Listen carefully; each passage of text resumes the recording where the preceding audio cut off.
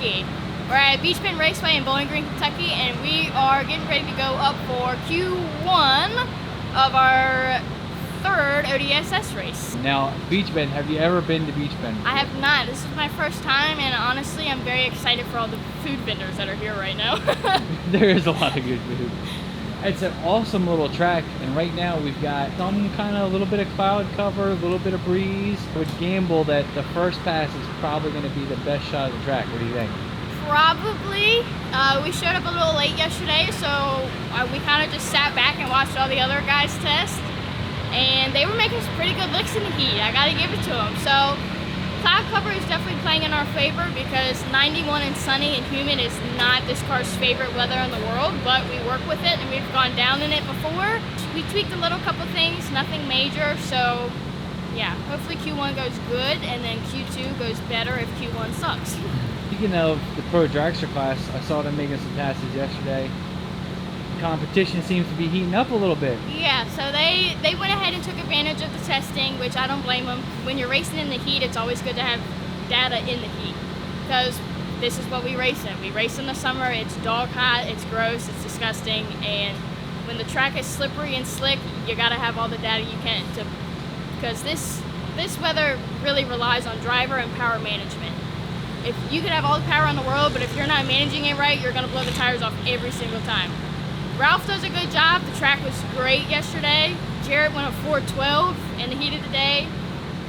Both Michael and Paul reset their personal best. I think Michael went 4:23 and Paul went a 4:25. So yeah, definitely doing good. Yeah, it seems to be heating up a little bit. Yeah, so it's definitely getting a lot, which I don't mind it. It's getting a lot more competitive. It's not me hanging out in A field and everybody hanging out in B field. I want everybody to be in the same area because drag racing is fun when it's competitive. I mean, when you're out running everybody by 2/10, it's like, well, man, unless they get me on the tree, I'm just... Right. So yeah, it's definitely a good thing that everybody is doing well. We're happy with where the car's at, and the car's definitely consistent. We know what it likes, what it doesn't like. Obviously in Indy there was a couple little issues that we just couldn't get away from. I mean, when the track is not right and the tires break loose, you can't really do anything about that. But the car is definitely consistent between the 390 and 14 range, so we're happy with that. So we're really just focused on consistency, doing the same thing every pass, going A to B every pass, because as long as we do that, I don't have to worry about driving the car. I can do my job on the starting line and just get the car to the finish line. I am #1 in points just because of all I think ODSS gives us points for resetting a record. We also get points for #1 qualifier, and then obviously we get points for winning.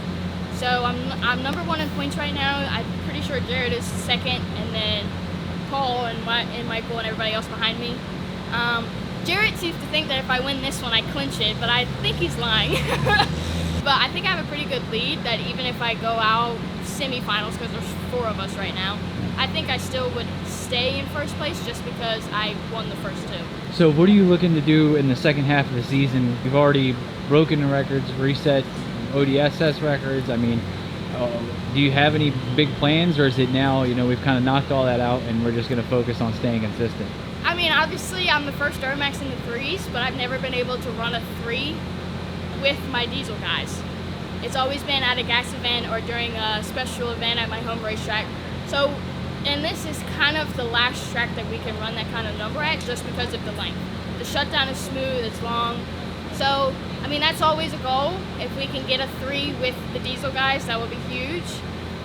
But honestly, I don't want to jinx myself or speak too much into existence because then it might come back and bite me in the ass, but I honestly would love to do just a clean sweep.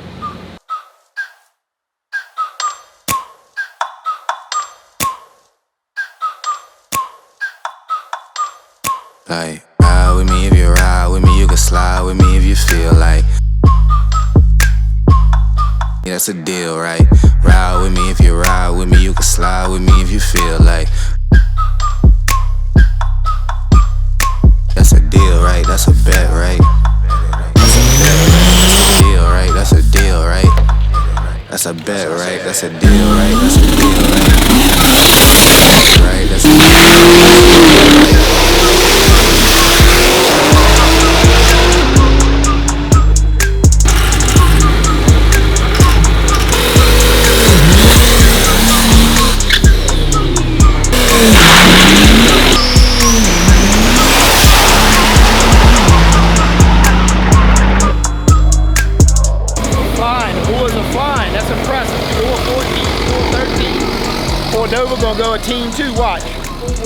was impressive, very impressive. Pro Dragster's heating up. Yes, sir. Competition getting right. I like it.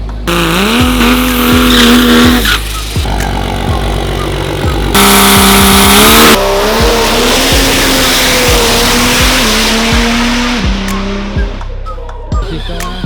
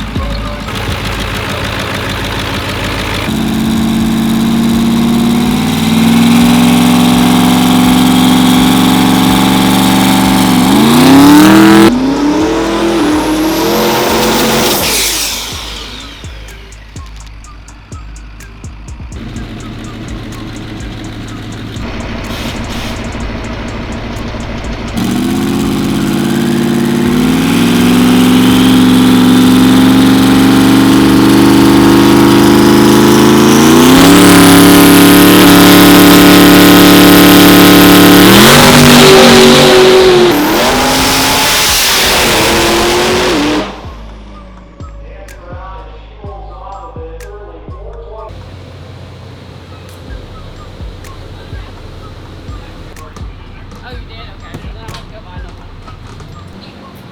Well, haven't looked at the data yet. I'm sure Andre will be over here after he looks at everybody else's, because he's on everybody's dragster except for Jared's. But the track was looking a little rough for everybody else out there, and then dragsters hit, and it was perfect. Just about everybody except for Jared just reset their personal best, and they're running teens, every single one of them. So that's cool. Went up 423, actually letting out right before the 8th mile, just because we got a little swirly. Not sure if it's the tune-up, we had a little too much right there. Definitely was not the track, because Jared went a 412 in that same lane. We're having a little bit of issue with oil blow by. That passed out a lot of it, so not 100% sure if oil got on the tire, and that's why I got a little out of shape, but let out, because there's no point in hurting anything or myself, so we'll try again later. But yeah, everybody's running pretty good. This is the tightest field I've seen in Pro Dragster in ever. But I mean, this is what this class needed. This is what this circuit needed. So it should be interesting this weekend.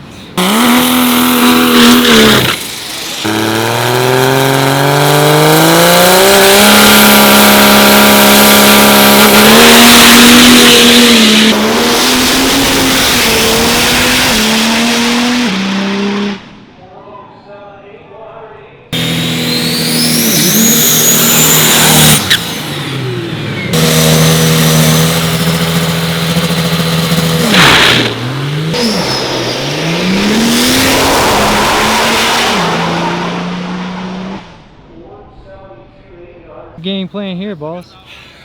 Go A to B all the way on the throttle. The whole pass is what we want to do. Yeah, we don't right. have to shut it down at the 330 this time. So.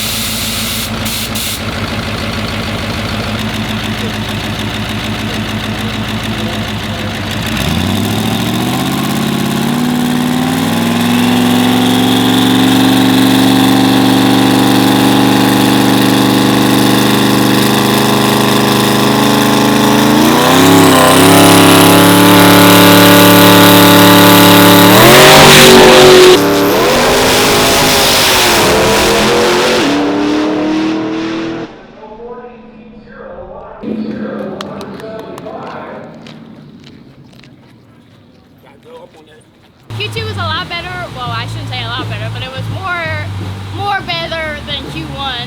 Pardon my grammar. But went a 418 at 174. So we improved, but not improved as much as everybody else. Because Michael Cordova went out there and showed his ass a little bit and went a 407. So good for him. But we still have Q3 tomorrow morning, possibly. Hopefully the rain holds off that long. So we're still undecided if we're gonna run Q3 or not. I'm not against it, I would love to, especially that early in the morning. But yeah, we'll see. So it's unreal that I ran a 4:18 and I'm qualified dead last. Yeah. But that's just how the field is this weekend. So, and I'm not mad about it. This is what the sport needed. And I love racing like this. This is what drives you to be better. So I guess we're gonna go have fun tonight because we had an early day, and then right back at it tomorrow morning.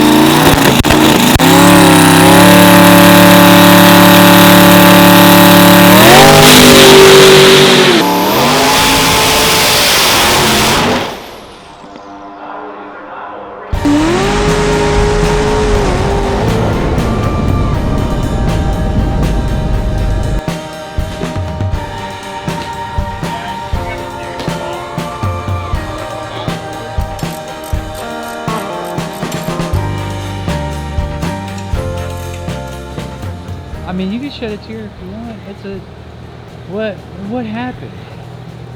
Well, Q3. We decided to do it just because it's morning time, but the humidity came in here pretty quick, which is not that big of a deal. Vasco and Jared made one because unfortunately Michael broke last night, bent the crank in the car, which sucks for him, but we broke as well. So you're only gonna go up there, make a 60-foot hit. Right after the 60-foot, it started getting a little swirly, so I just let out anyways because I was going to.